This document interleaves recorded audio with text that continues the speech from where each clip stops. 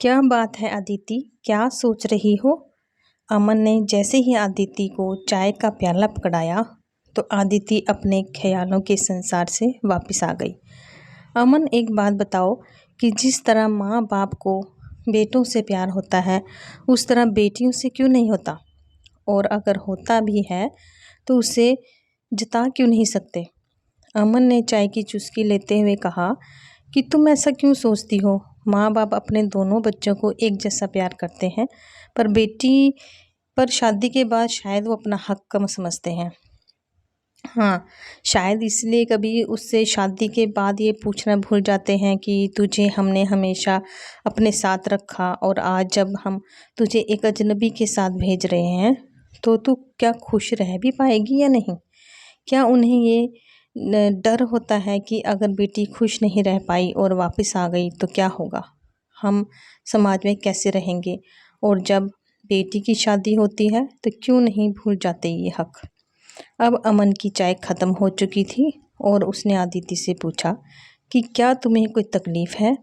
तुम्हें जो कुछ भी कहना है तो मुझसे कहो, मैं हूँ तुम्हारे साथ। पर क्यों? अमन, क्या उनका काम एक जिम्मेवारी निभाने का था जो उन्होंने निभा दी और बस हो गया? अमन समझ नहीं पा रहा था कि अदिति इतनी कड़वी बातें क्यों कर रही है, पर वो जानता था कि शायद ये वो सब घाव हैं जिनसे अदिति आज बहुत मजबूत बनी है, जो शायद उसे उसके अपनों ने ज़्यादा दिए हैं। आज अदिति अकेले रहना सीख गई थी और उसने खुद को इतना स्ट्रांग बना लिया था कि कोई है तो भी ठीक और कोई नहीं है तो भी ठीक। और इन सब में अमन ने उसकी एक दोस्त की तरह मदद की थी। अमन को सही गलत में फ़र्क समझने में बहुत देर लगी थी, पर तब तक अदिति अपनों से दिए गए घाव हद से ज़्यादा सहन कर चुकी थी। अमन ने जब उसको संभाला, वो बिल्कुल टूट चुकी थी। जिसके साथ अच्छा करती गई उसने सिर्फ अपना फ़ायदा उठाया और उसे धोखा दिया। लोग दिखावे के लिए सब थे उसके पास, पर सच्चाई दिखावे की मोहताज नहीं होती।